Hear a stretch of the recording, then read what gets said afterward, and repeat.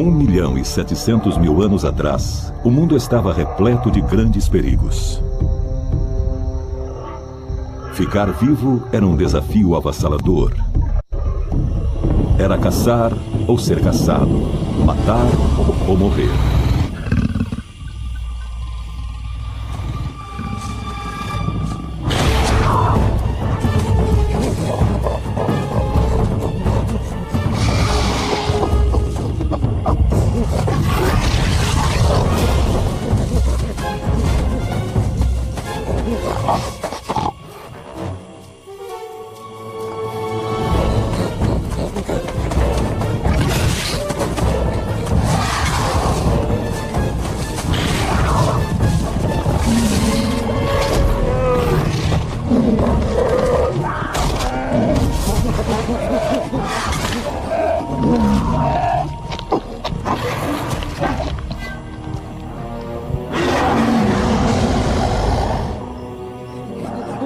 Esta é a história de como nos tornamos o que somos hoje.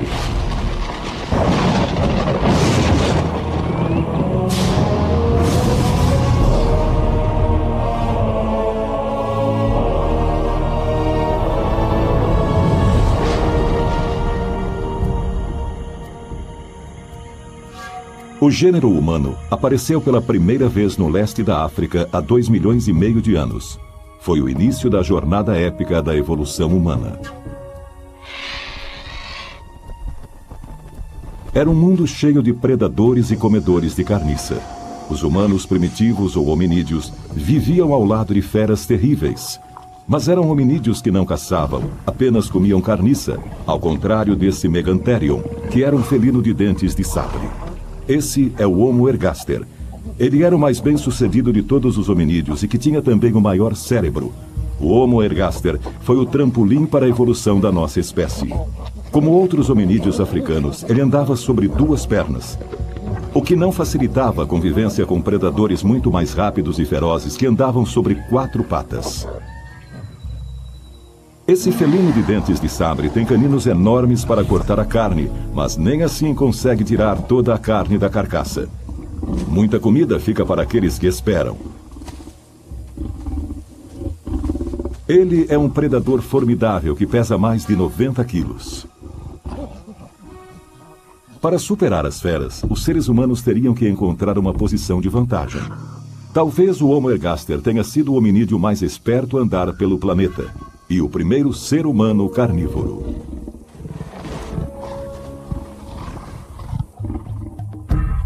Mas para conseguir carne, o Homo ergaster precisa enfrentar o felino de dentes de sabre, se aventurar em campo aberto e colocar sua vida em jogo. Comer a carniça era uma das maneiras de avançar na cadeia alimentar.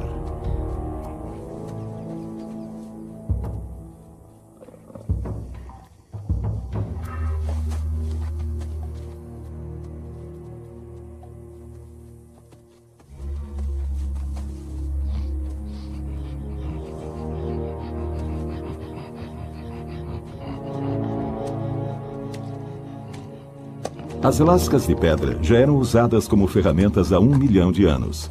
Mas para enfrentar dentes de sabre, esses hominídeos precisariam de armas cortantes, como lâminas, parecidas com os caninos do felino. A carne dos animais de grande porte contém ácidos graxos, é muito nutritiva e comer carne faz com que o cérebro humano cresça. Valia a pena enfrentar o risco.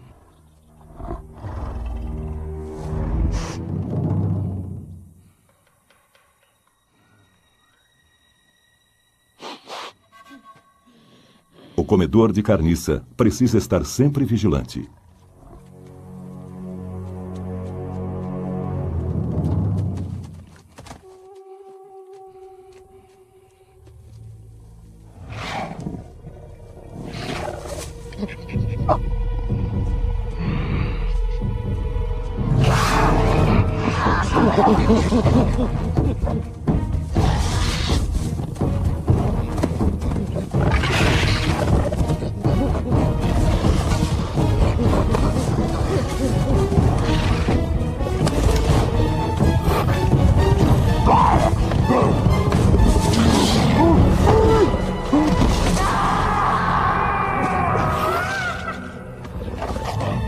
Só sobrevive aquele que tiver mais sorte.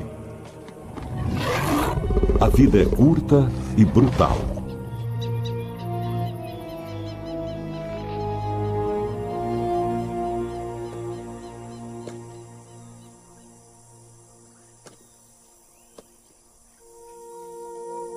Não há nenhum indício de que o Homo ergaster tenha enterrado seus mortos. Esses dois só conseguiram um osso e alguns fiapos de carne.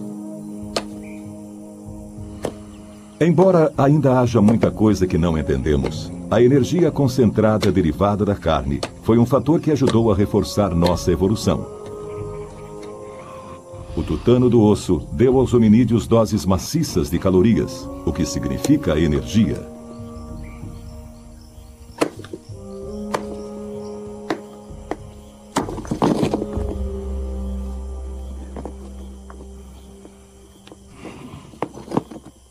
Podem ter se passado muitas gerações até que conseguíssemos descobrir como manipular a pedra e fabricar uma ferramenta afiada dos dois lados.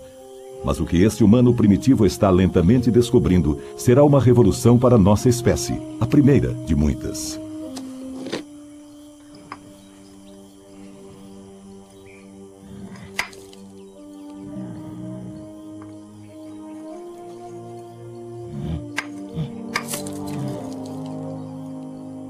Nunca saberemos quais foram os eventos do acaso que os levaram a cada invenção, ou como se sentiram nesse momento de realização.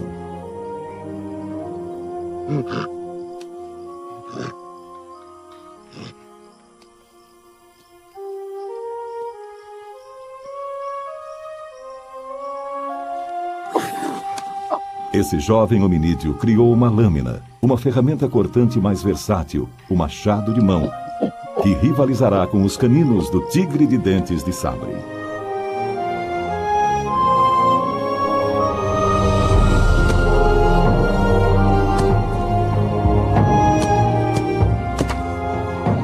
Sabemos pela experiência com elefantes mortos que o machado de mão consegue cortar a carcaça mais dura e abrir o maior dos ossos. Era isso o que esses hominídeos procuravam e o que os levará a dar mais um passo para se tornarem caçadores mais espertos, superpredadores. Os seres humanos teriam que aprender a vencer seus rivais em seu próprio jogo. Teriam que aprender a caçar. Era necessário ter uma ferramenta ainda mais poderosa do que o machado de mão.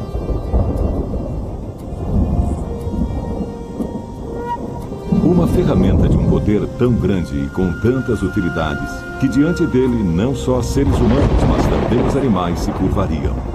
Uma ferramenta que eles teriam que dominar antes de subir na cadeia alimentar.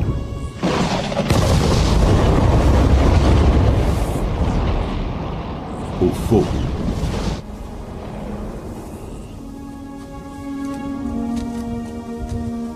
Armados com ferramentas de pedra e um cérebro que evoluía lentamente, os descendentes do Homo ergaster saíram da África para iniciar a colonização do mundo. Deixaram pequenas pistas sobre sua fantástica caminhada para o norte entre 1.700.000 e 600.000 anos atrás. Eles já conheciam o poder fantástico e terrível do fogo como arma. Há 300.000 anos, alguns dos sucessores mais evoluídos do Homo ergaster, frequentemente chamados de Homo erectus, estavam vivendo no que é hoje a Europa Ocidental. Eles venceram a competição com todas as outras espécies de hominídeos. Com o fogo, eles se aqueciam e cozinhavam a carne, tornando-a mais digestiva, e descobriram a forma mais eficiente de usá-lo: na caçada.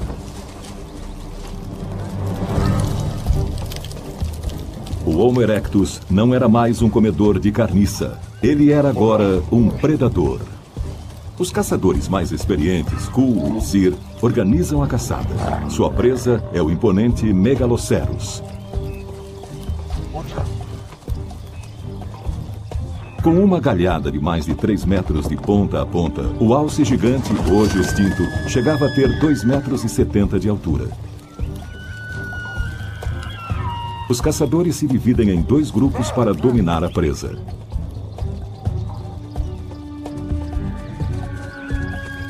Com a a experiência, eles aprenderam que a caçada em grupo é mais eficiente do que a ação individual. Um único animal grande fornece tanta carne que o risco vale a pena.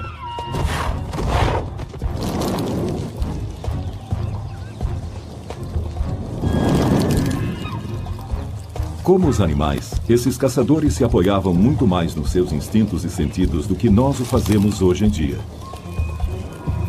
Eles usavam o ataque pelos flancos e a caça de espera como táticas para levar os animais a ravinas estreitas e à beirada de penhascos até a queda. A organização é vital.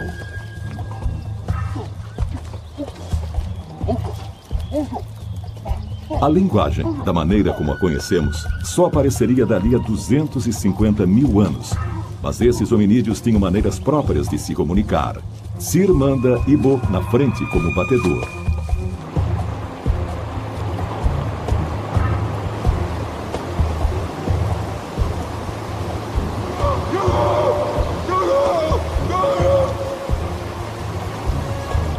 Outros mais atrás esperam com tochas acesas. Kul, o caçador mais experiente, lidera a partida.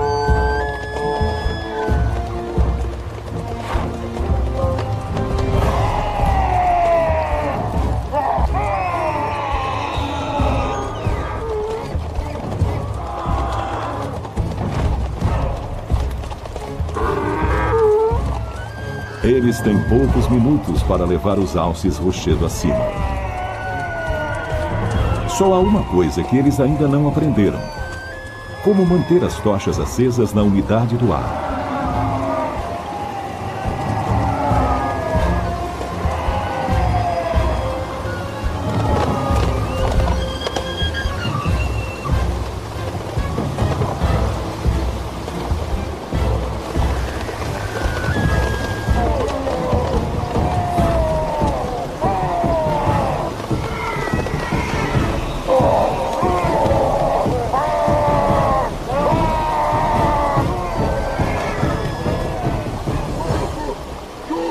Toda a experiência passada de geração a geração não consegue ajudá-los nesse momento.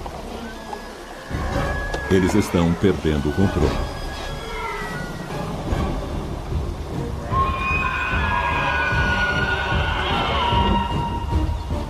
Os caçadores tornaram-se as presas. A evolução humana é contada em parte pelo aumento do tamanho do cérebro. Nosso conhecimento sobre o Homo ergaster vem do garoto de Nariokotome de 1.600.000 anos atrás no Quênia. Ele tinha 11 anos. Um fóssil de 785.000 anos de um Homo erectus de 10 anos encontrado na Espanha tem uma capacidade cerebral muito maior. Face a face com uma manada de agressivos megaloceros, um caçador sem uma arma que funcione está desprotegido.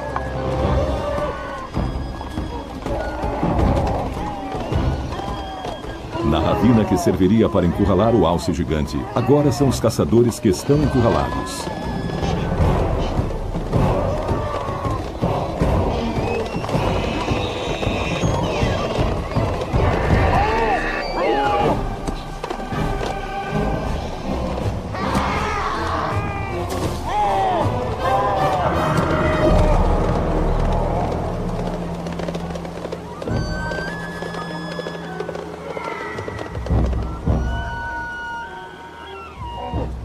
Sir foi gravemente ferido.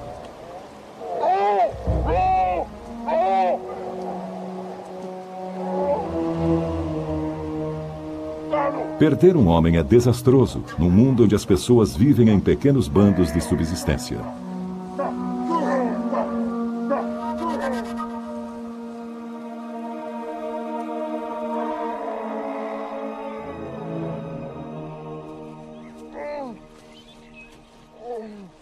Morte e ferimentos graves são o preço que o Homo erectus paga por viver lado a lado com esses grandes animais. A perda de Tsir pode ser a diferença entre a fome e a sobrevivência. Hoje eles voltaram para casa com 2 feridos e sem carne. Caçar sozinho aproximando-se muito da presa era extremamente arriscado. Descobertas na Espanha mostram que poucos Homo erectus machos viviam além da adolescência.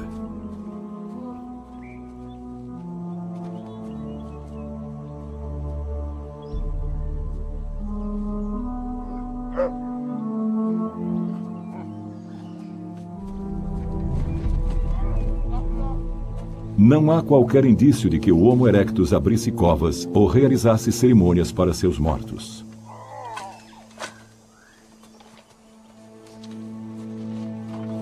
Nunca saberemos se esses homens primitivos sentiam a perda trazida pela morte. Eles estavam mais próximos dos grandes animais com os quais dividiam o mundo do que de nós. O fogo falhou na caçada. Ainda havia coisas sobre as chamas que para eles eram misteriosas. Mas eles teriam que dominar todos os seus segredos se quisessem sobreviver. Durante milhares de anos, os Homo erectus lutaram contra o mesmo problema: como manter as tochas acesas na umidade do ar.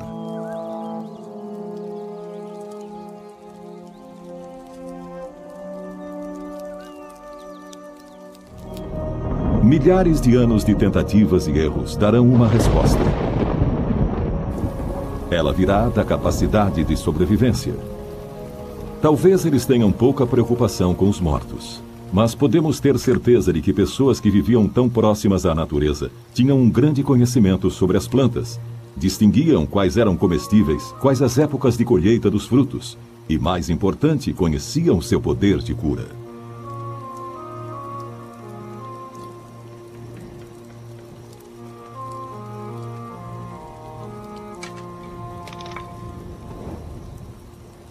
Esta substância viscosa é a resina de pinheiro, a terebintina.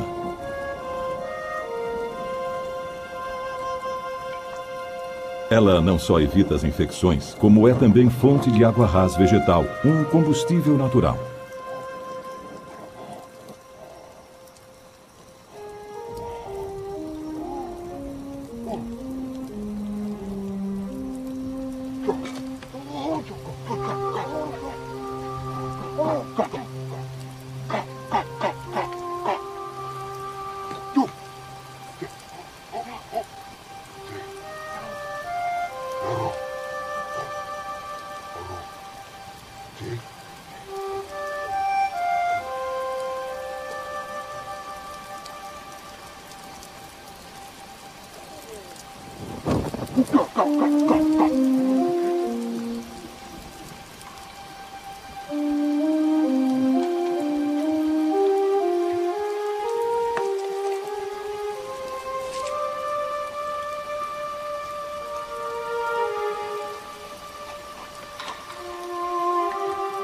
Nunca saberemos o que desvendou o segredo que eles tanto procuravam. Se foi um acidente da natureza, um relâmpago, uma observação cuidadosa ou apenas tentativa e erro. Mas no final, os Homo erectus finalmente conseguiram.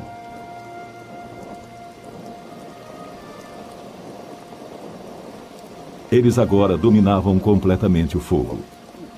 Ele os mantinha aquecidos, cozinhava comida e afastava os predadores. Depois dessa descoberta, nada voltaria a ser como antes. A chuva é o teste máximo.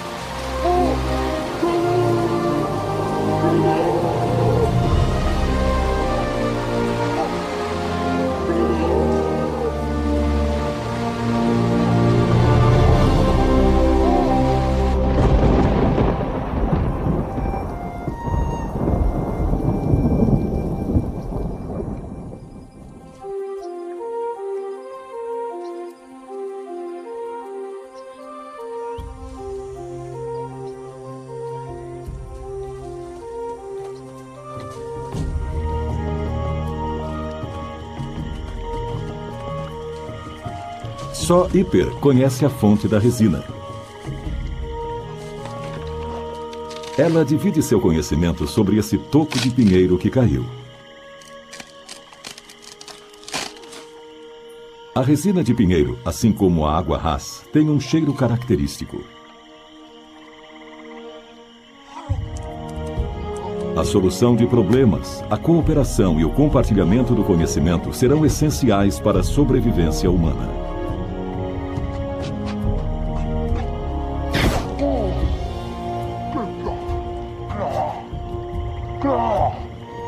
A resina do pinheiro vai manter as tochas acesas durante muito mais tempo. Essa era a vantagem de que eles precisavam.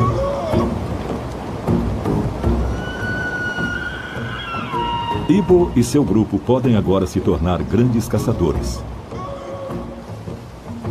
Eles são fortes.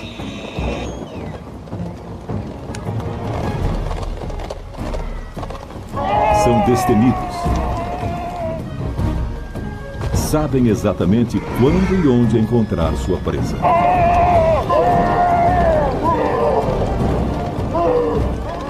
Sabem como a presa reage quando é perseguida. E tem a melhor arma que já fora inventada.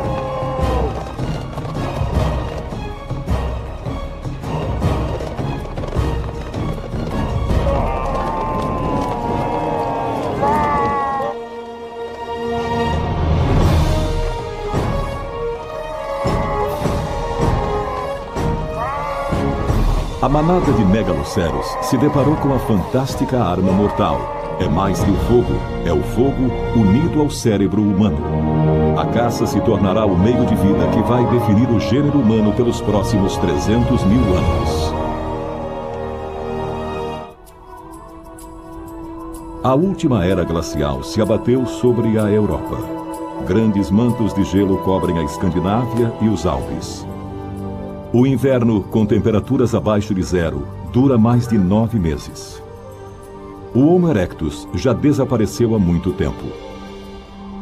Foi durante um breve verão que seus descendentes, esses neandertais, migraram para o vale desse rio. Os esqueletos que restaram mostram que eles eram baixos e atarracados. Eles contavam com os membros fortes para se aproximar, perseguir e abater.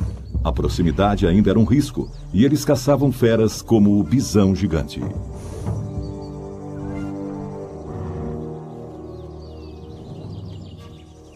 Suas armas são ainda mais mortais. Lanças com pontas de pedra que rasgam o couro e a carne. Com 1,80 m de altura nas ancas, o bison priscus pesava mais de 1 tonelada.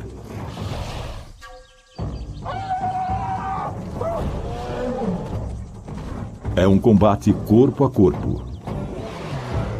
Suas lanças eram muito pesadas para serem arremessadas de longe. Eles precisam dar estocadas e fincá-las.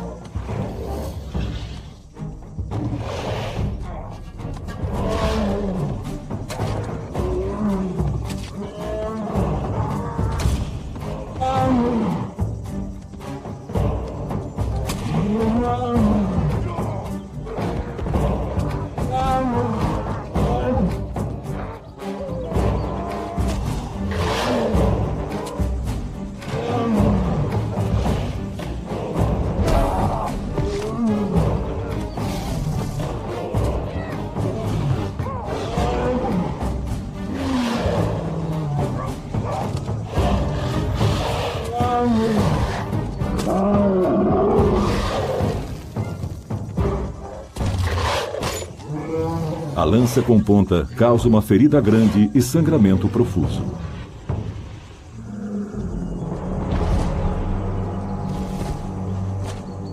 Para os neandertais, a matança dos animais é necessária à sobrevivência.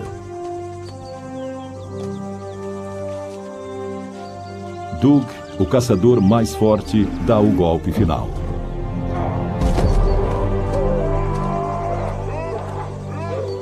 Bons tempos para os neandertais.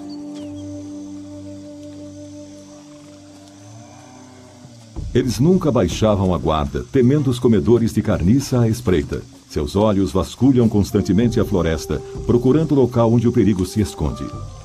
Os caçadores neandertais não eram mais apenas comedores de carniça procurando por carcaças. Eram superpredadores e não competiam com nenhum outro hominídeo, ainda. Os seres humanos primitivos, inclusive os neandertais, moravam em acampamentos temporários a céu aberto. Mas como os neandertais habitavam uma região com tantas cavernas, podiam viver dentro delas, especialmente no inverno. A caverna se tornaria o centro de seu mundo. Havia apenas poucos milhares de neandertais no sul da França, e eles viviam em pequenos grupos.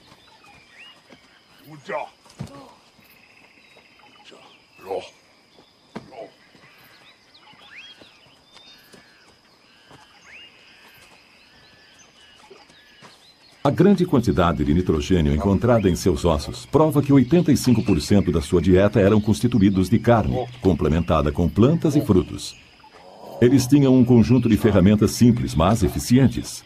As mais especializadas até então, implementos mais bem acabados substituíram o machado de mão, lâminas de 2 gumes para cortar a carne, raspadores de borda curva para limpar e amaciar o couro e pontas aguçadas para perfurar a pele. E como seus antecessores, eles não desperdiçavam nada. Bandos isolados de neandertais nômades viviam assim, um dia de cada vez, 60 mil anos atrás. A vida havia mudado pouco. Seus cérebros eram maiores que os nossos, o que não significa que atingiram nosso nível de inteligência. Enquanto discutiam a caça do dia, eles se depararam com um mistério. Para Nock, parecia um pedaço de chifre, mas era reto e afiado. Outros seres humanos haviam feito aquilo, não eles.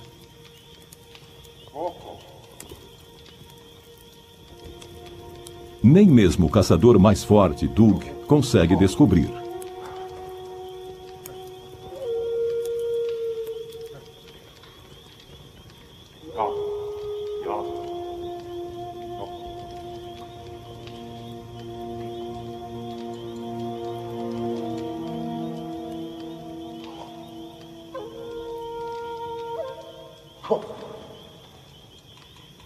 Nock sabe que as renas não lutam com bisões. Como esse estranho pedaço de chifre entrou na carne?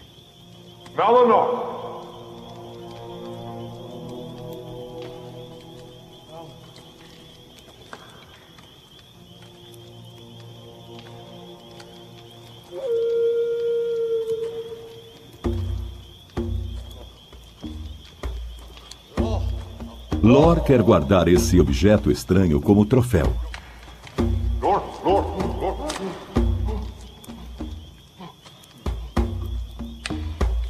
Mas Doug fica com essa honra. Ele teve coragem suficiente para dar a primeira estocada. Este pequeno objeto teria um impacto profundo no destino dos neandertais. Eles não tinham como saber que não eram os únicos seres humanos que existiam no mundo.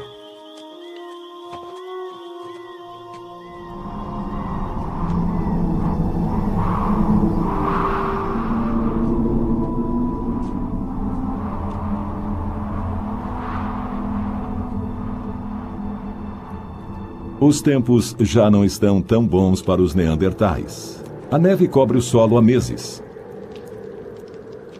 É demais, mesmo para um povo já tão bem adaptado à era glacial. Os caçadores tinham que se aventurar em áreas cada vez mais distantes, pois os animais que caçavam migravam constantemente atrás de comida.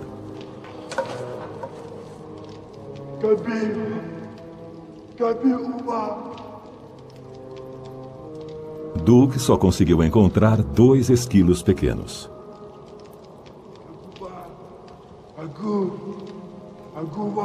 Se eles continuarem ali, vão morrer de fome.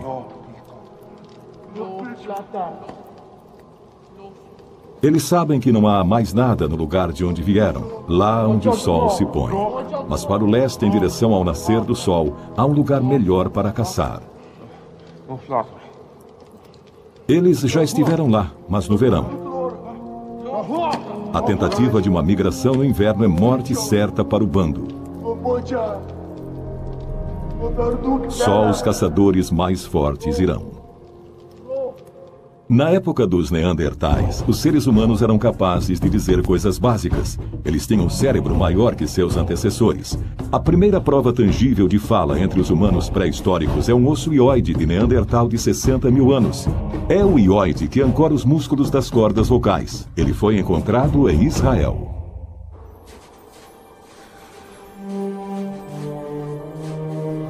Esses caçadores estão há 5 dias procurando um sinal qualquer de caça. Eles são a única esperança para o resto do grupo que ficou para trás e ainda não viram nada.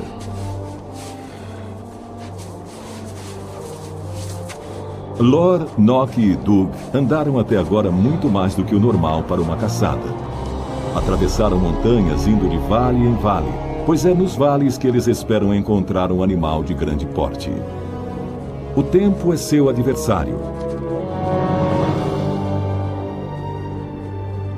As peles que eles vestem e calçam não protegem completamente do frio e da umidade.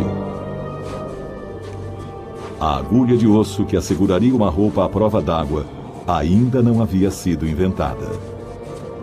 A luta prossegue durante vários dias.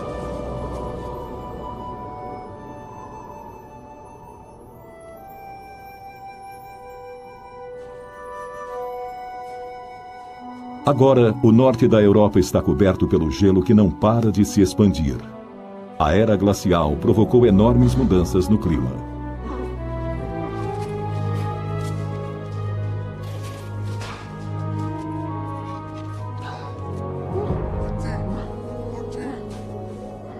Todas as suas soberbas habilidades de caçadores são inúteis. Eles não viram qualquer pegada nem sentiram a presença dos grandes animais.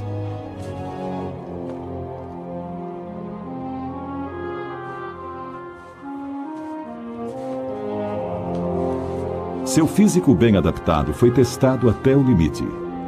Os neandertais haviam desenvolvido os narizes largos para aquecer a respiração, e seus corpos atarracados retinham mais água no clima frio. Mesmo assim, aquilo era mais do que eles conseguiam suportar.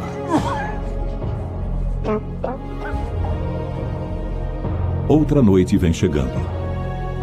A temperatura cai rapidamente.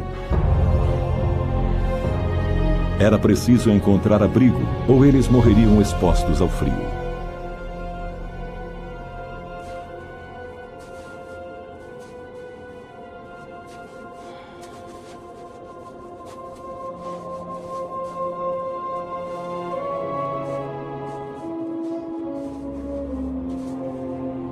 Dug está quase desistindo.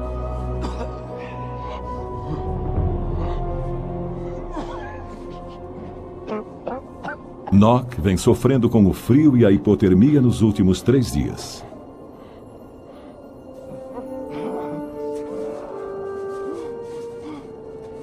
E quando a esperança está quase no fim, eles encontram o que estavam procurando, uma formação rochosa.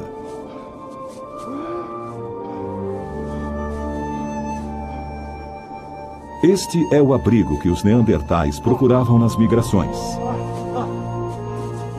Foi o puro desespero o que os trouxe aqui no mais cruel dos invernos, em que as poucas horas do dia são frias e nas longas noites a temperatura cai abaixo de 0.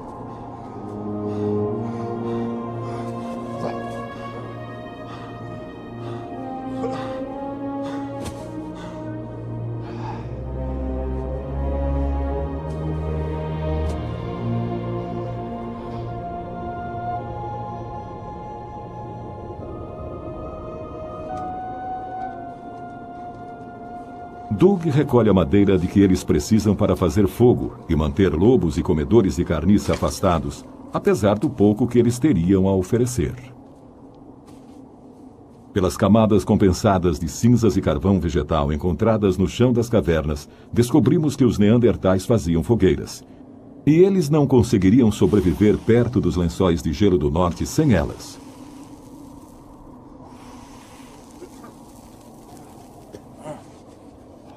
Um homem da era glacial de 5.000 anos de idade, encontrado nos Alpes tiroleses, carregava cogumelos fomes fomentários.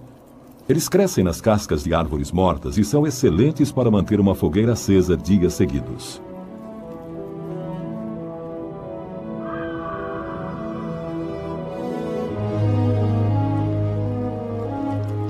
Os neandertais compartilham o último pedaço de carne seca.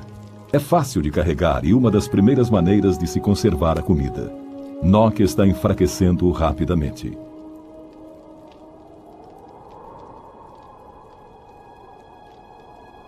Dug encontra algo que ele acha familiar.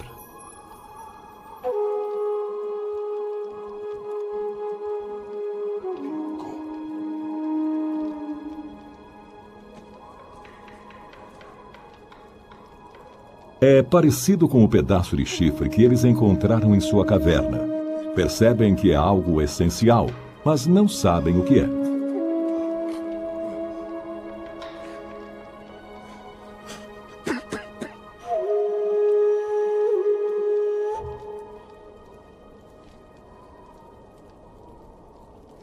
E então, Nock vê mais alguma coisa.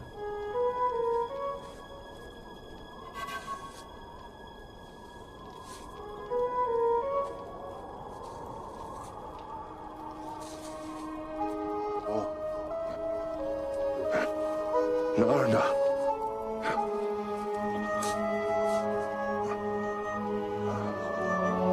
Alguém fez isso, mas não foi nenhum deles. Parece um bisão, mas está claro que não é.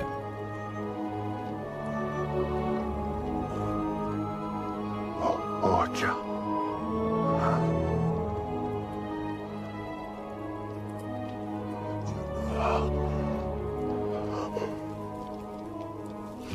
Ódio.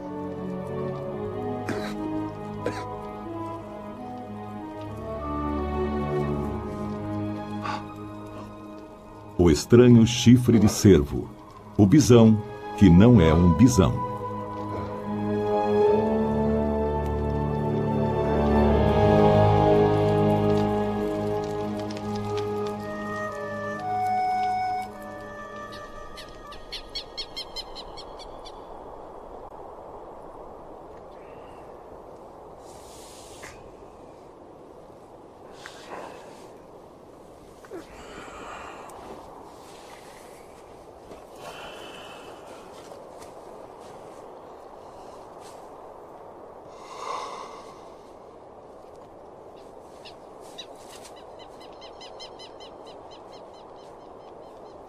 Eles acordam sabendo que é o dia em que terão que encontrar um animal e matá-lo.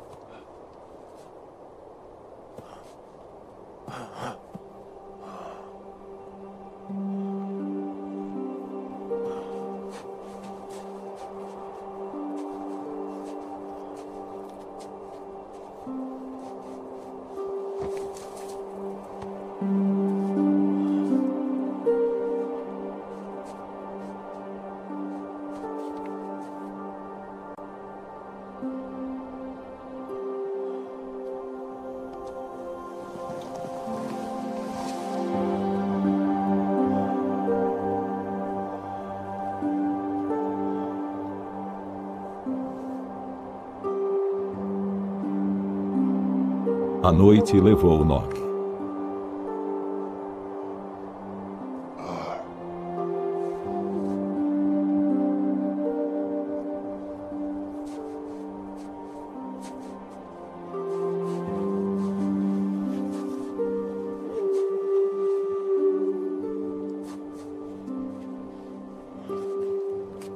Esse é o destino que espera por Doug, Ló e pelos outros que foram deixados para trás se eles não encontrarem comida.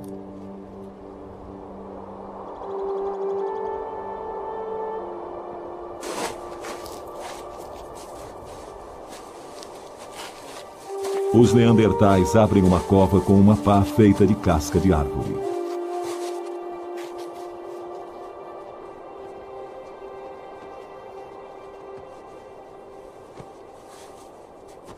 Sabemos mais sobre os neandertais do que sobre qualquer outro hominídeo mais antigo, exatamente porque eles enterravam os mortos. Seus restos foram encontrados intactos, o que significa que eram enterrados intencional e cuidadosamente, ao contrário dos seres humanos anteriores, que deixavam seus mortos para os comedores de carniça.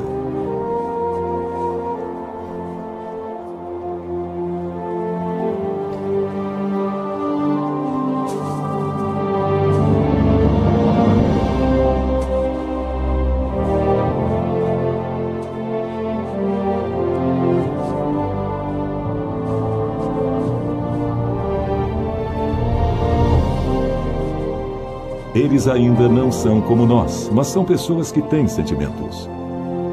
Eles enterraram o pedaço de chifre de cervo com o amigo.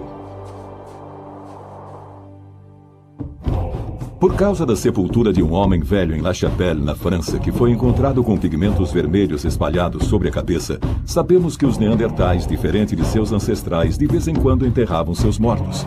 Não sabemos se eles acreditavam em vida após a morte, mas foram os primeiros a deixar indícios de tais cuidados. Como restaram apenas 2 deles, a possibilidade de uma boa caçada a favor dos neandertais é mínima. Como todos os hominídeos, seus sentidos conseguem perceber a presença de animais.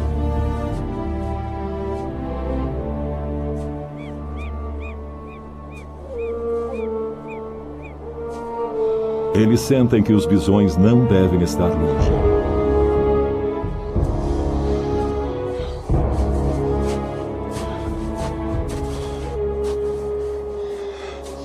Era isso que eles procuravam.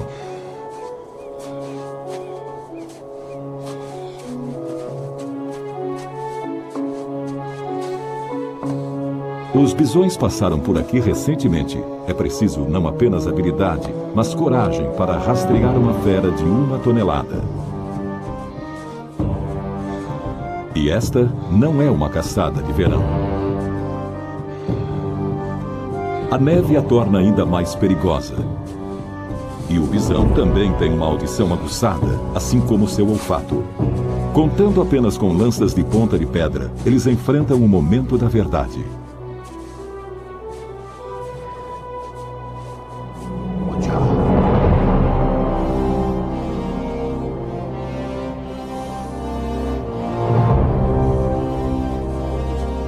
Esses caçadores sabem que a única maneira de conseguir um abate é separando um bisão da manada.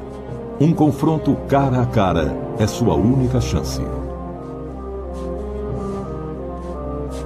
Há mais de 4,5 metros de neve sob seus pés. É difícil se movimentar com as lanças pesadas.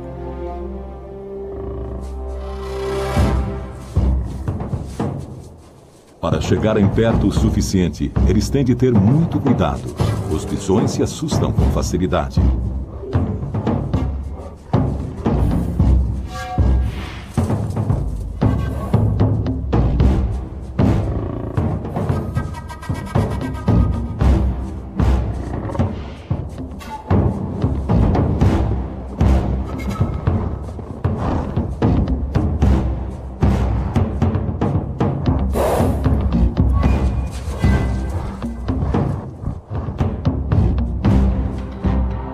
Mas eles não estão sozinhos. Lor vê a sua chance.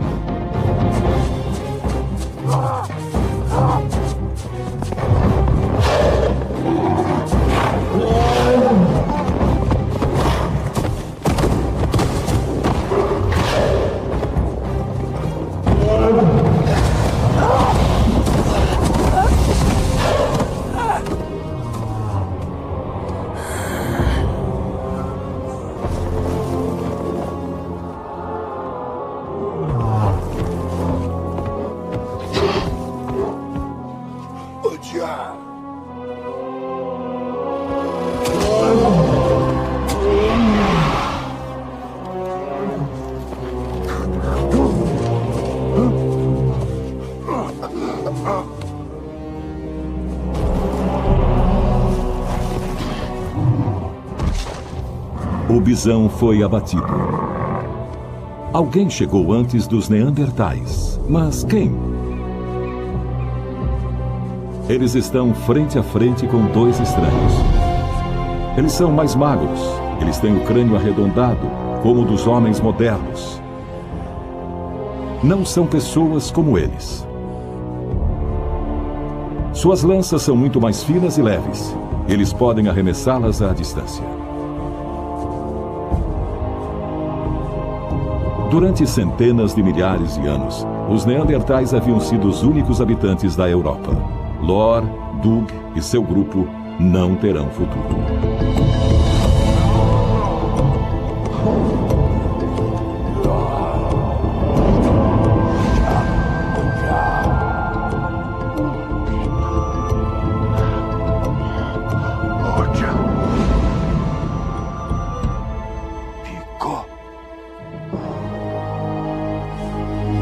Seu lugar na história será usurpado por uma nova raça de seres humanos, usando uma arma ainda mais avançada, a lança com ponta de chifre.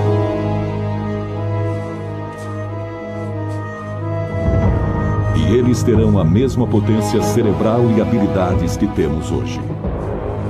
Este encontro com os recém-chegados é para os Neandertais o começo do fim. Eles não sobreviverão. Eles conheceram os homens de Cro-Magnon. Essas novas pessoas, os Homo sapiens sapiens, se tornarão os maiores de todos os caçadores, os incontestáveis mestres do planeta. Eles serão nós. Versão brasileira, DPN Santos.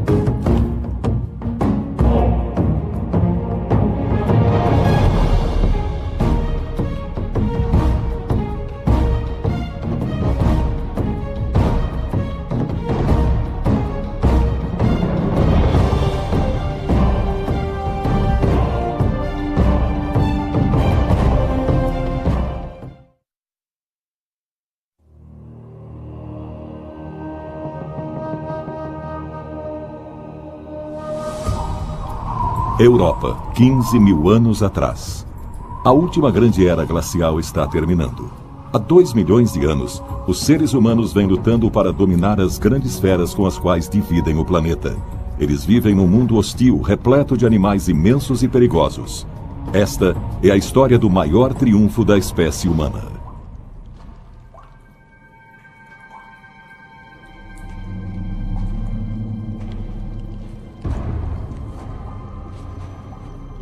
Este é Zori, um caçador da última era glacial. Ele e seu clã procuram abrigo numa das cavernas do sul da França. Aqui, as cavernas são essenciais para os hominídeos e para as feras com as quais dividem o mundo. Zori foi mandado na frente para verificar se a caverna já estava ocupada.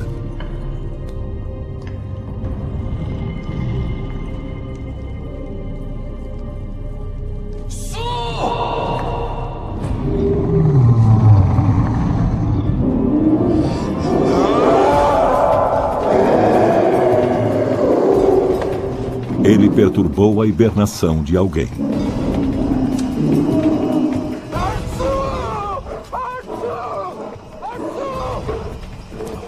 Um ursus espeleus, ou urso das cavernas, já estava lá. O clã se vê frente a frente com um formidável urso feroz de 4,5 metros de altura e 450 quilos. Ele é o maior carnívoro europeu que eles virão a conhecer.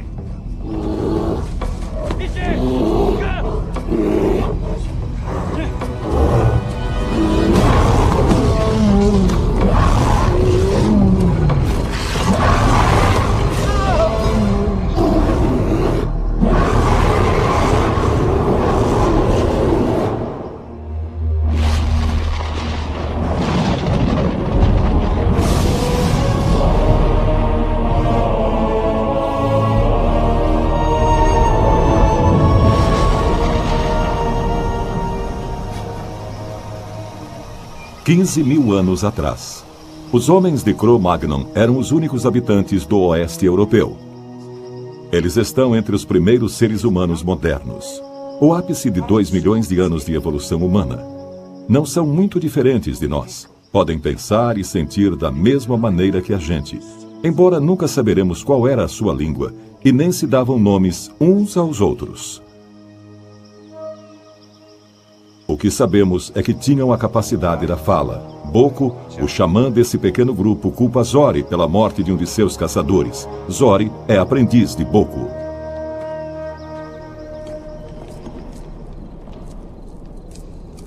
São pessoas que acreditam na vida após a morte. E deixaram seus cemitérios para provar isso.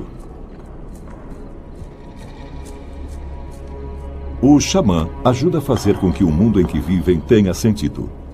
Eles têm diversos papéis, como curandeiro, profeta e guardião do conhecimento do clã.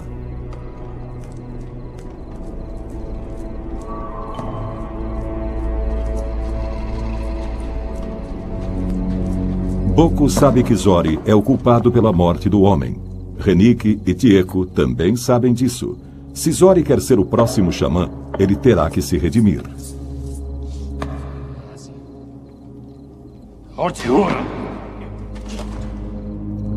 Para sobreviver num grupo pequeno e íntimo, seus integrantes têm que trabalhar juntos.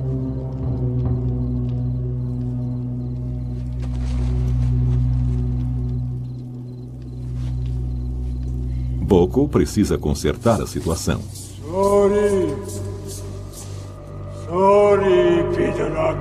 Zori precisa ser posto à prova e liderar uma caça ritual que assegurará ao homem morto a passagem para o próximo mundo.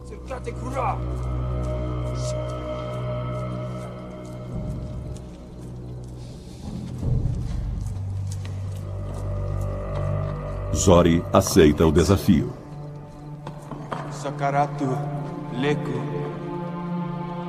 Antes de mais nada, ele precisa determinar que animal caçar. O povo de Cro-Magnon vivia intimamente ligado ao espírito de suas presas.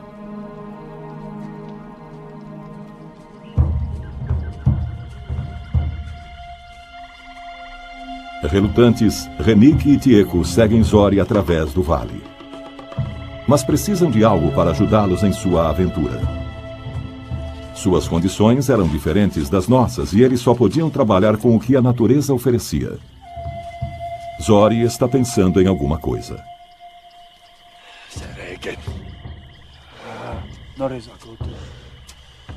Ele achou o que estava procurando, a Bela Dona.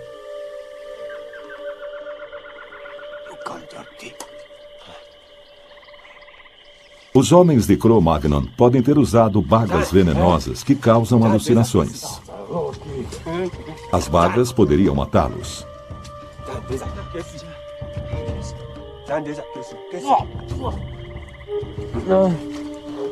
Elas são amargas, mas Zori sabe que a Bela Dona revelará a fera que devem caçar.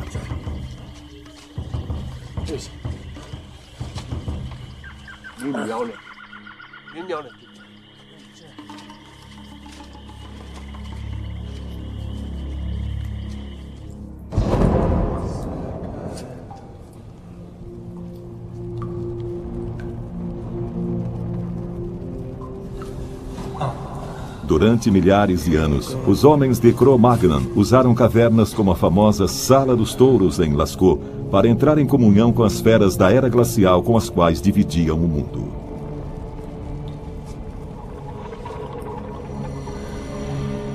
Não sabemos quem foram os artistas, mas eles observavam tudo sobre a presa. O pelo, a cor e até os canais lacrimais nos olhos.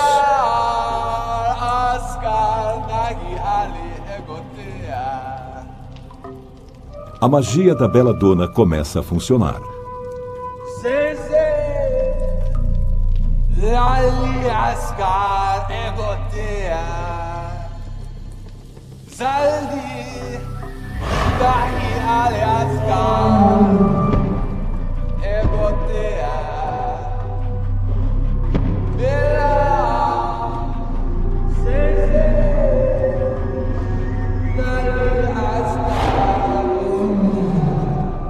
Algumas das feras mais perigosas daquela época estão pintadas nas paredes das cavernas.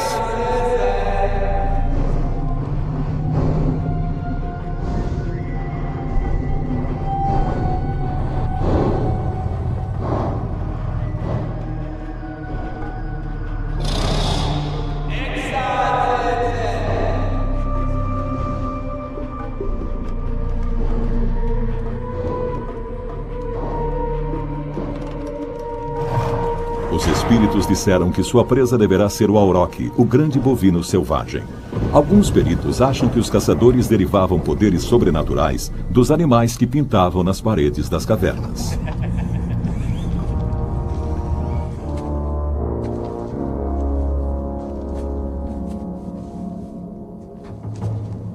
Na visão que eles tiveram, o espírito disse que caçassem uma fera cujo status era mítico. Só os caçadores mais audaciosos conseguem apanhar um auroch, animal capaz de matar um homem com uma sacudidela dos chifres.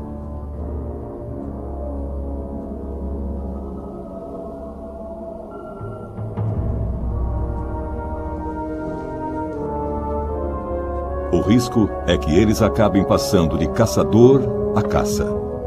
Suas lanças têm pontas de chifre em forma de projétil, e o atirador de lanças é uma revolução tecnológica que a joga muito mais longe, mais rápido e com maior precisão.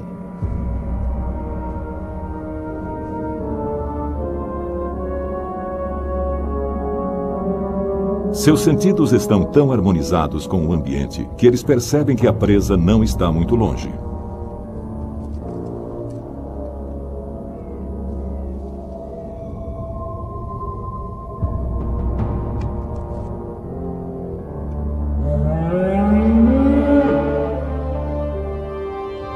Os caçadores conheciam e conseguiam imitar o chamado dos animais.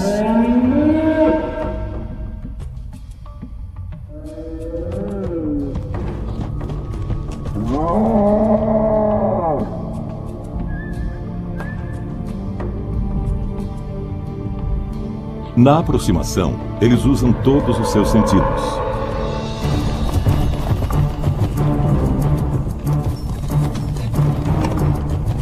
Tieco prepara o atirador de lanças.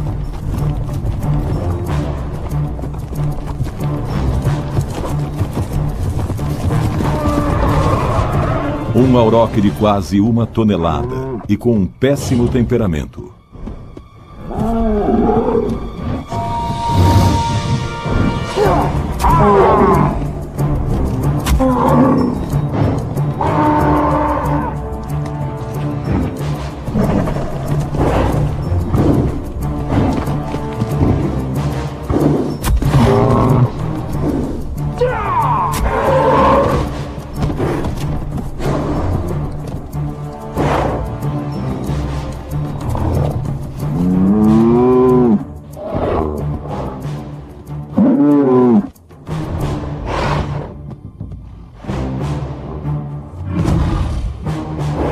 É ele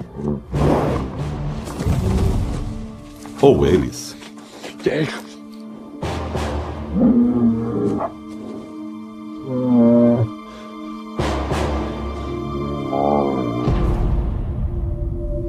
Rapaz,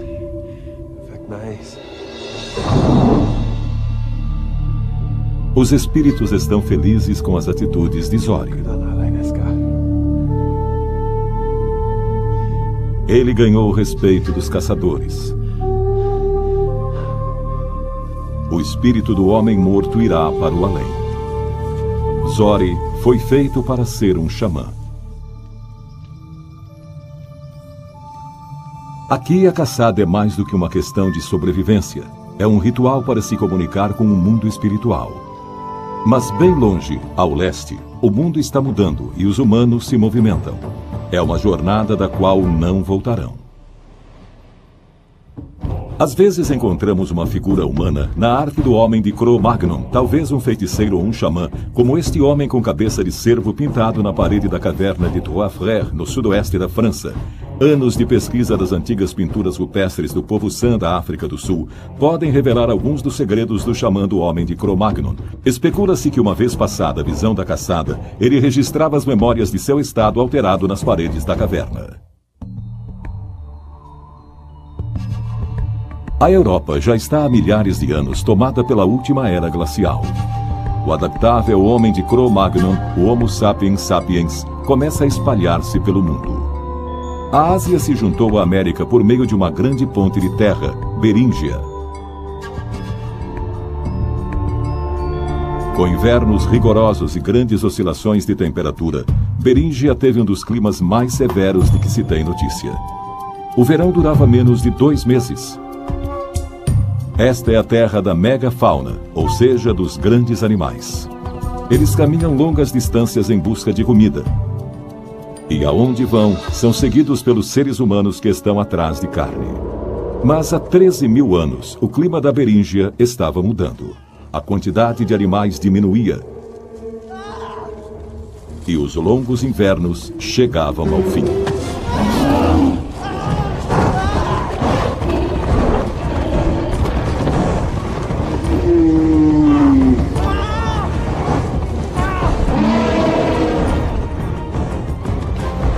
Um mamutos primigênios de 7 toneladas e muito zangado.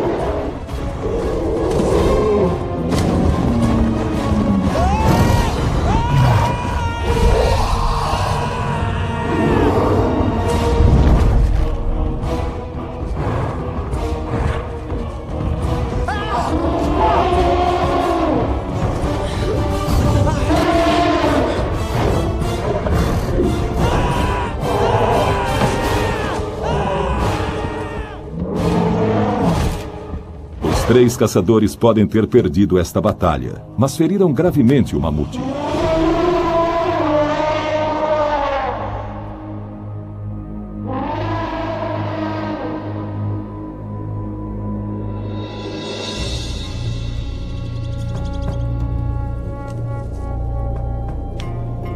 As mulheres deste pequeno povoamento estão esperando a volta dos homens há semanas. Elas aprenderam a se adaptar ao frio. Construíram um abrigo com ossos e couro de mamute. É um monumento ao lugar que o animal ocupa em suas vidas. Fizeram roupas quentes usando uma nova invenção que revolucionou suas vidas: a agulha de osso.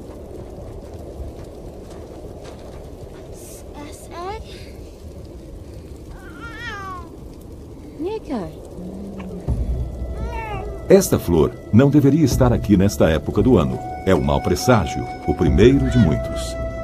Elas sabem há gerações que o solo congelado com sua camada de geada permanente funciona como uma geladeira natural, mas ele está mais quente que o normal. O que elas não sabem é que a era glacial está chegando ao fim. O chão já está amolecendo. A carne de mamute da última caçada está apodrecendo. O planejamento foi inútil. A natureza as traiu.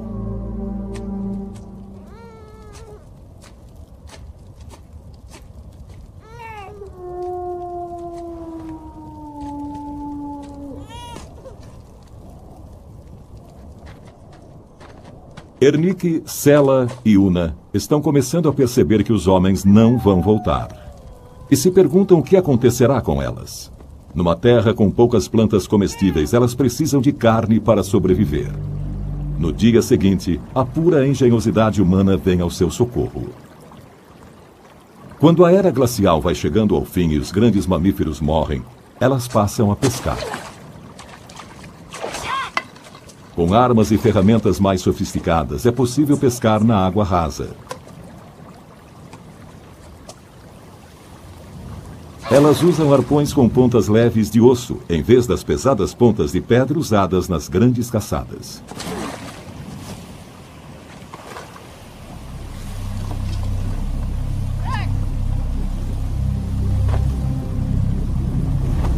E então, outro mau presságio. Parece o couro de mamute da sua cabana.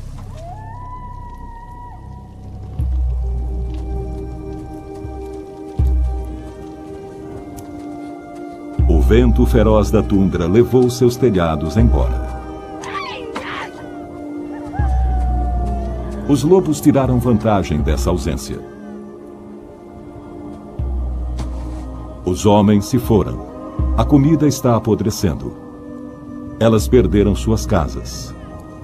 A vida na tundra está no limite.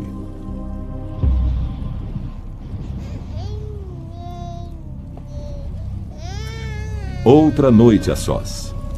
Estas peles não serão suficientes para mantê-las aquecidas. Elas não podem viver na tundra fria sem abrigo. Morrerão por causa da exposição.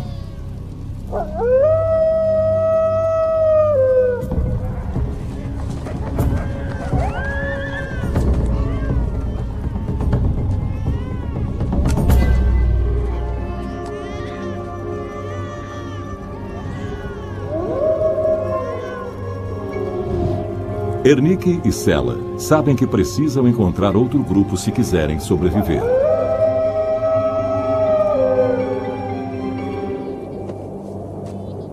Não era raro que mulheres em dificuldades se juntassem a outro grupo no qual talvez tivessem parentes.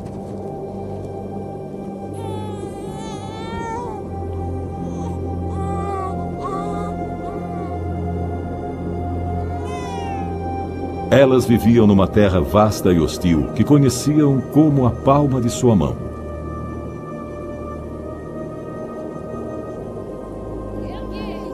Estavam acostumadas a percorrer longas distâncias e seguirão por esses caminhos.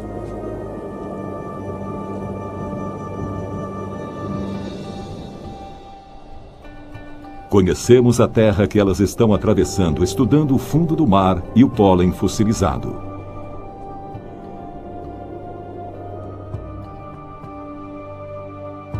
Mas sabemos pouco sobre o modo de vida dos habitantes de Beríngia. As informações que temos são da Sibéria e do Alasca.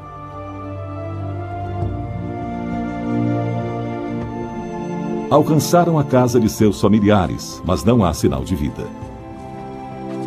Esta cabana estava lá no alto. O clima foi esquentando e as geleiras derreteram. O nível do mar perto da costa aumentava a cada ano.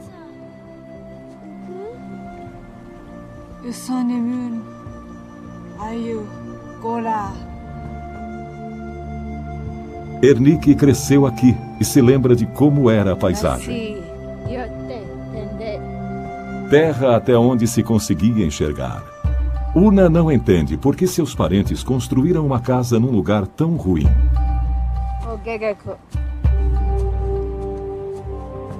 Ela não faz ideia de que aquele lugar, dentro de alguns anos, será o fundo do oceano. Logo, a ponte de terra será alagada pelo mar, e o velho mundo ficará para sempre separado do novo. Não há mais ninguém. Elas estão sozinhas.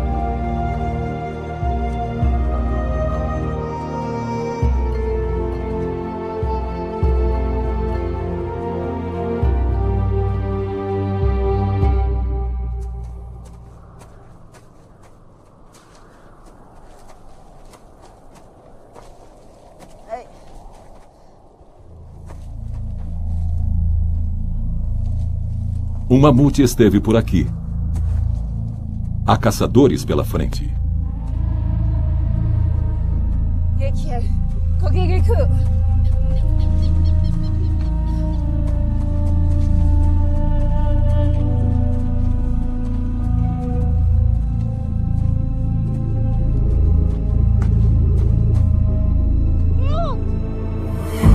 O mamute se separou da manada que atravessou o rio, mas não há sinal dos caçadores.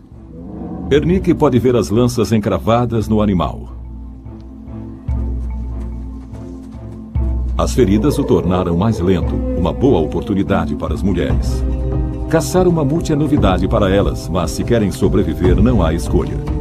Elas observaram essas caçadas durante muitos anos e acreditam que sabem o que fazer.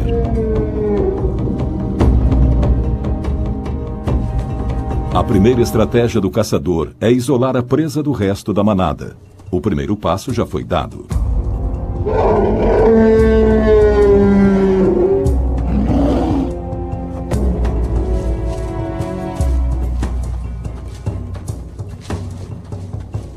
Sela não deixará seu bebê. Seria um convite para os predadores.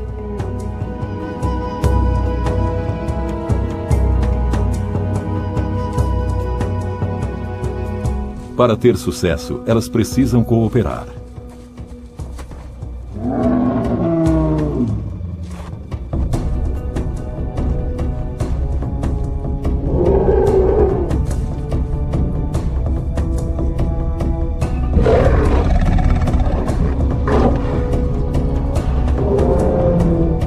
Segundo passo, Sela se movimenta para distrair o mamute.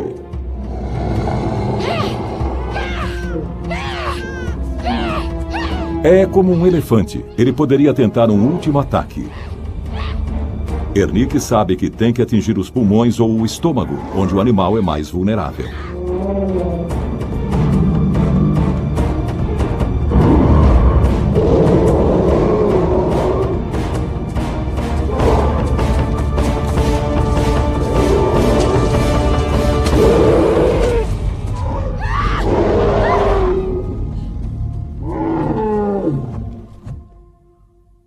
Os mamutes tiveram um papel importante na vida dos habitantes de Beríngia. Com a ponte de terra agora embaixo d'água, nossos melhores indícios vêm de Mezirich, na Ucrânia. Lá, os caçadores da era glacial construíram moradias com estrutura de ossos de mamute e tetos feitos com o seu couro. Os arqueólogos encontraram depósitos cheios de ossos de animais da mesma região. Aqui, as pessoas mantinham a carne fresca na geada permanente.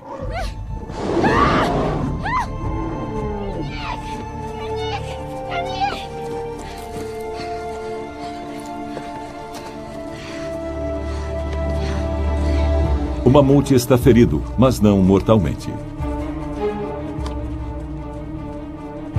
A lança tem que penetrar não apenas a camada de pelagem externa, mas também outros 15 centímetros de lã da camada interna.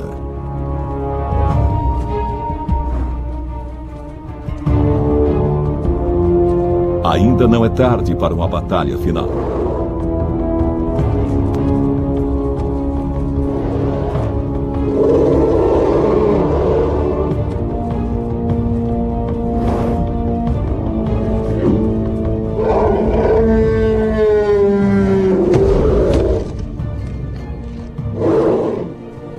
A exaustão e o sangue logo cobram seu tributo.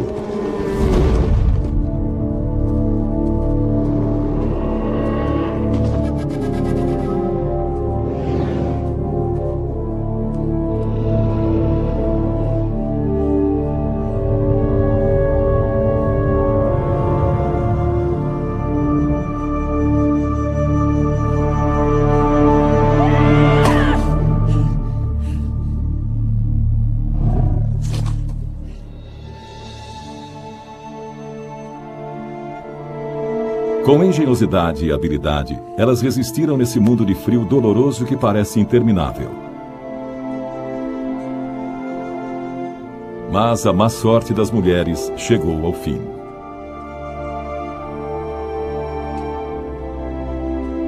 Elas encontraram outro grupo de caçadores procurando comida.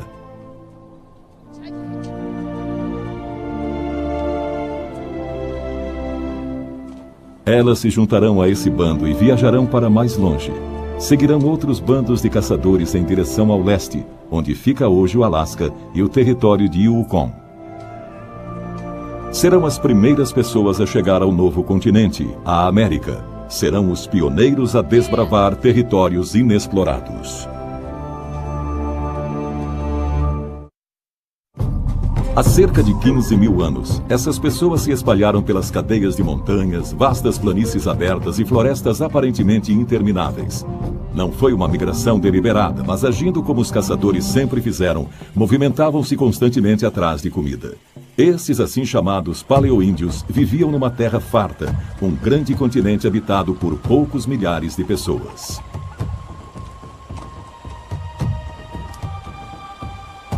Gyak e Mokowa preparam suas lanças com ponta de pedra.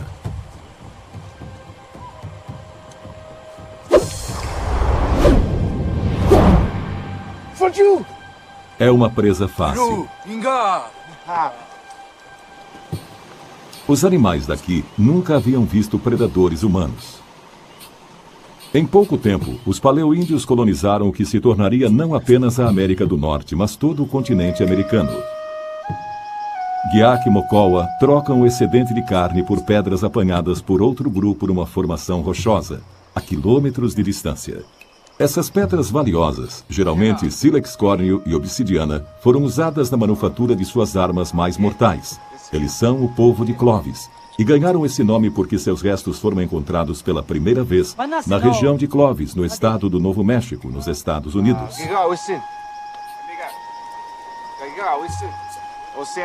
Lugares onde o povo de Clovis esteve são encontrados em todas as partes nos Estados Unidos e no México.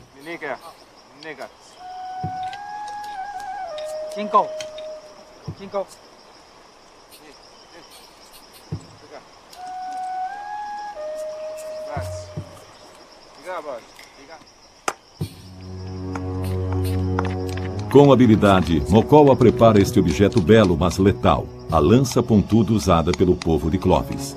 Seu sobrinho Koji aprende a manejá-la bem cedo.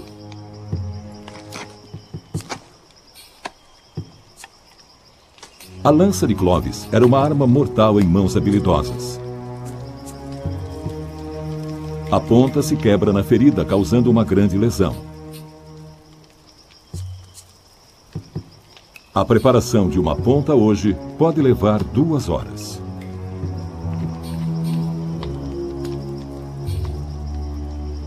E Koji já tem sangue de caçador.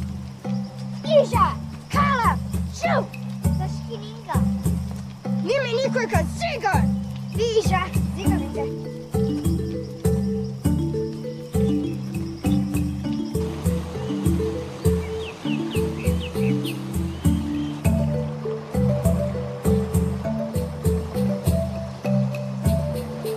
O leito de rocha aqui é poroso com cavernas traiçoeiras e grandes buracos ocultos no subsolo.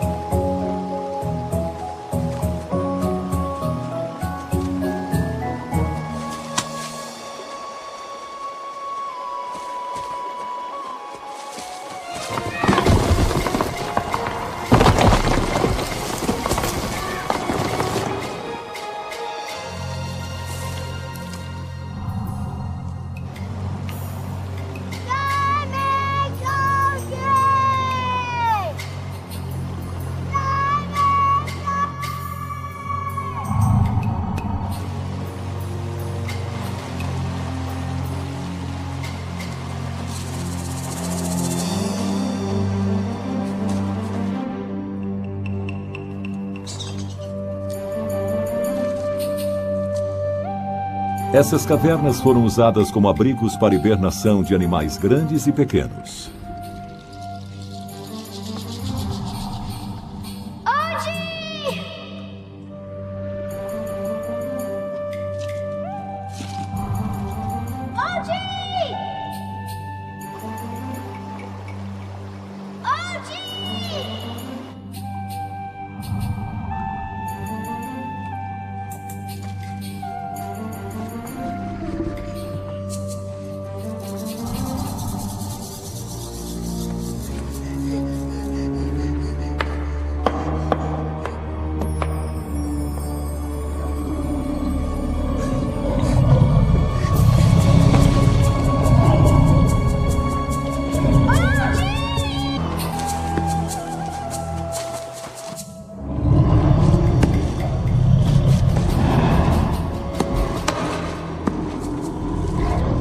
Koji está frente a frente com uma das mais estranhas feras das Américas.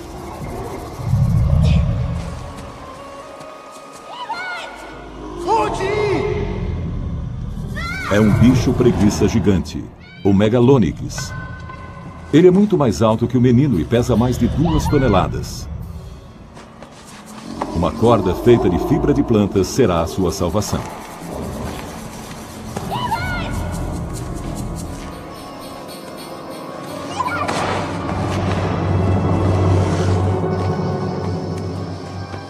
O bicho preguiça não ia comê-lo.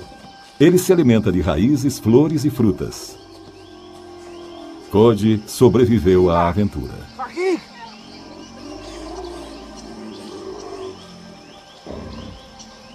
Mas a preguiça gigante não terá tanta sorte assim.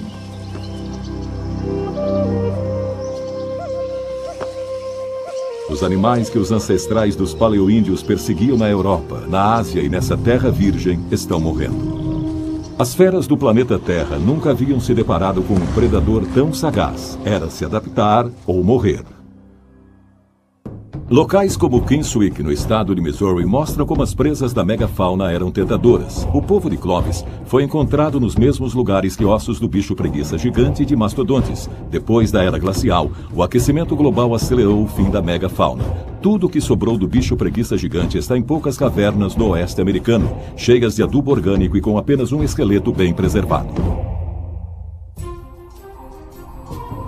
A megafauna desapareceu há 13 mil anos, deixando os seres humanos no lugar de mestres do mundo. As grandes plantas viçosas deram espaço a milhões de hectares de relva curta e resistente à seca. De todos os animais da megafauna, o único que se adaptou foi o bison, o bisão americano.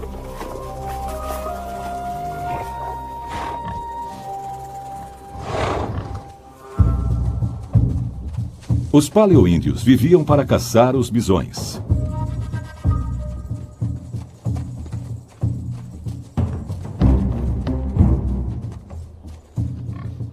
De vez em quando, dois bandos de paleoíndios se uniam para uma corrida aos bisões. Uma caçada dessa magnitude era um evento especial e exigia muita organização. Os caçadores primitivos matavam apenas um animal de cada vez e precisavam afastá-lo da manada. Agora a caçada podia ser feita em grande escala, abatendo-se centenas de animais ao mesmo tempo.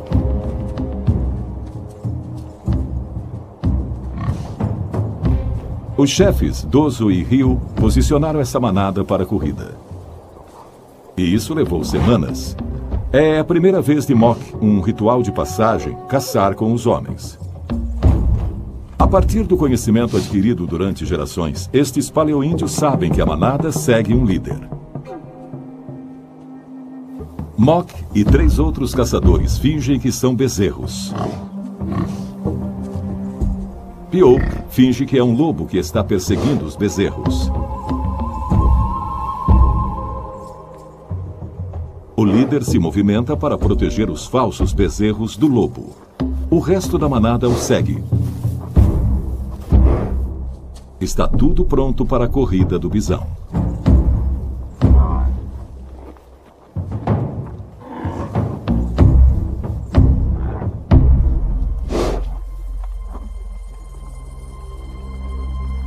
Mas espere, alguma coisa não saiu como planejado.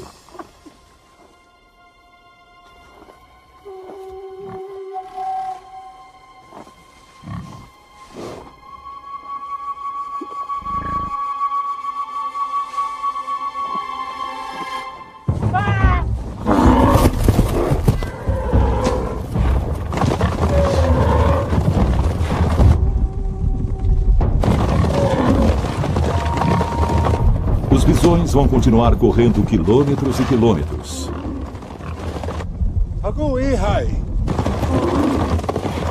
Esta caçada pode ter acabado. Talvez Mok não tenha outra chance de ser posto à prova.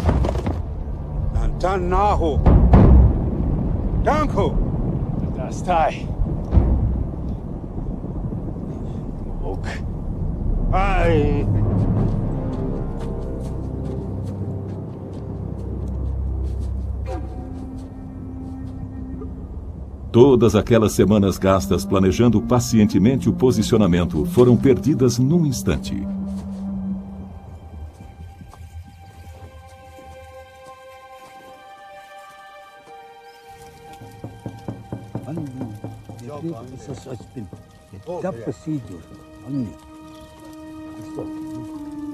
Mok, o quase caçador, precisa se explicar. Eles fazem uma reunião. Mok atrasou muito a enorme corrida dos bisões. Ele conta a eles por quê. Uma cobra.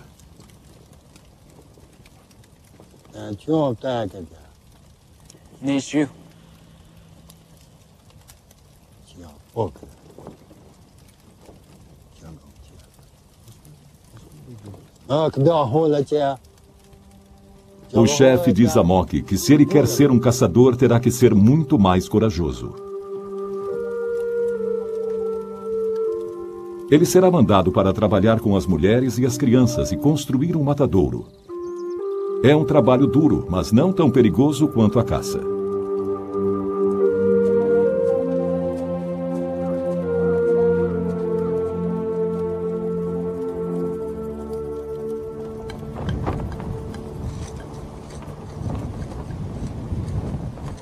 Eles vão escavar fossos de abate e no alto de um cume onde o vento é mais forte montarão armações para secar a carne.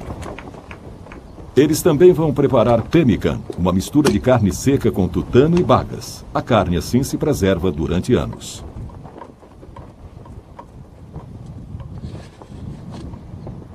A organização do matadouro é tão importante quanto a organização na caça. Tani!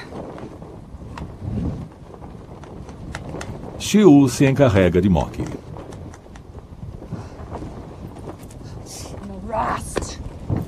O matadouro precisa funcionar de maneira eficiente para processar os milhares de quilos de carne antes que ela estrague. São necessários mais 3 dias de trabalho duro e uma paciência infinita para colocar os bisões novamente em posição.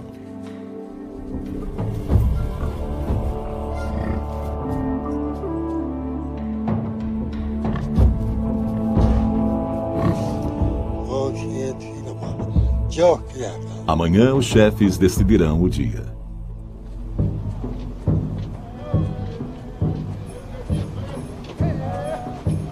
Naquela noite, eles pedem aos espíritos uma caça bem-sucedida. Os rituais agora fazem parte da vida humana. Pelo que contam os rituais dos índios das planícies que vieram mais tarde, sabemos que os xamãs tinham um papel central nas corridas de bisões. Eles eram os diretores rituais da caçada.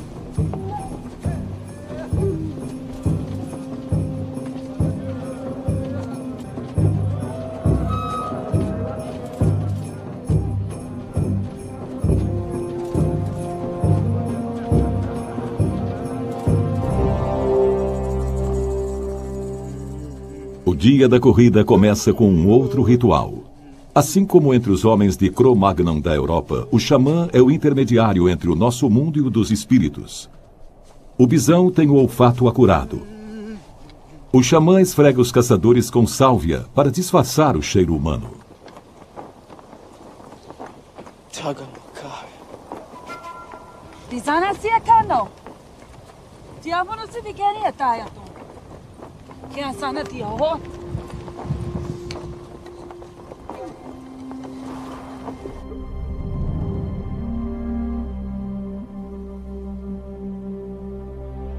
A corrida começa.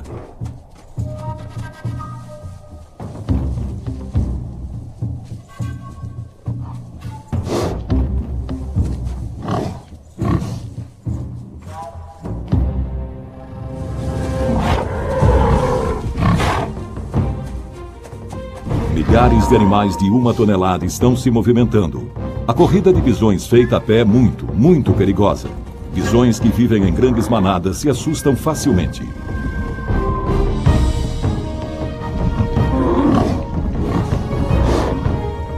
Eles podem, de repente, voltar-se e atacar.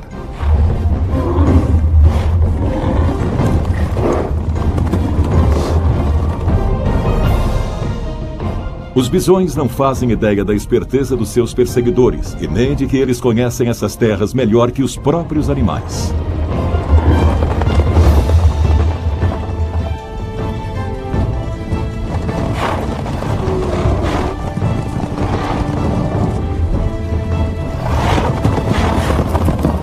No vale, alguns dos homens mais fortes estão esperando, armados com as melhores lanças de pontas de pedra.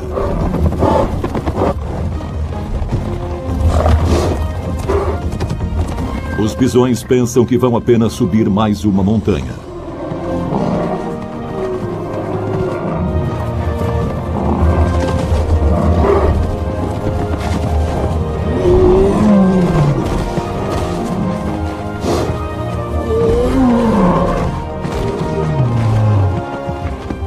Não há volta.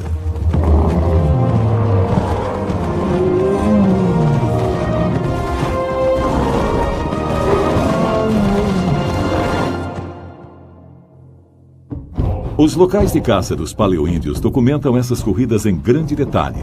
Há 8.000 anos, em Osen-Chabuk, no estado do Colorado, nos Estados Unidos, os paleoíndios conduziram mais de 190 bisões a uma vala estreita e os abateram. Em Alberta, no Canadá, num sítio maior e mais bem preservado, no decorrer de gerações, índios das planícies reuniram cuidadosamente milhares de bisões numa depressão e os levaram à morte ao pé de um rochedo. Deixaram para trás milhares de ossos de bisões compactados numa profundidade de 12 metros.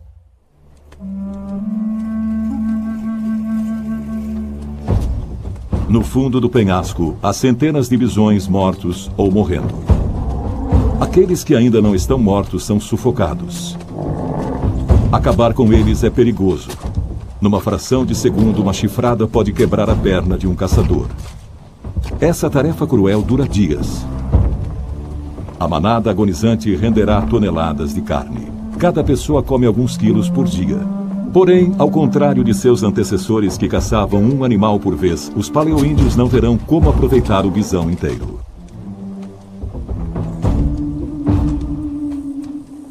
Muito será jogado fora.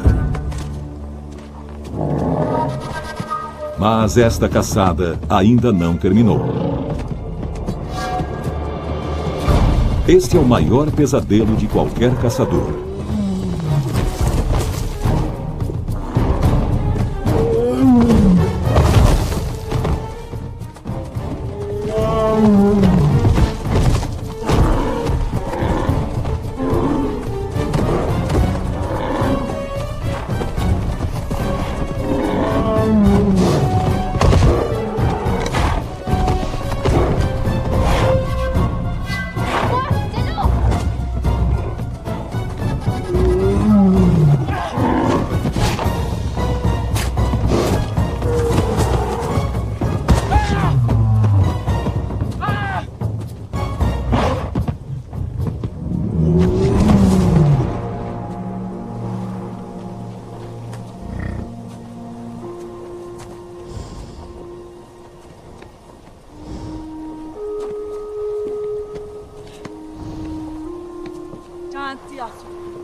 Xiu ainda não percebeu que agora Mok ganhou seu lugar entre os caçadores. Houve uma época nas grandes planícies em que os bisões eram mais numerosos que os seres humanos, numa razão de dezenas de milhares para um. Mas a história do grande triunfo da espécie humana se deve à nossa inteligência, nossa imaginação, nossa engenhosidade e nosso domínio da linguagem e da comunicação. E, sobretudo, à nossa habilidade de nos adaptarmos a qualquer desafio. São estas as qualidades que levaram a espécie humana a todos os cantos do planeta e além. Agora, o Homo sapiens sapiens não apenas vivia entre as feras. Nós as tínhamos dominado.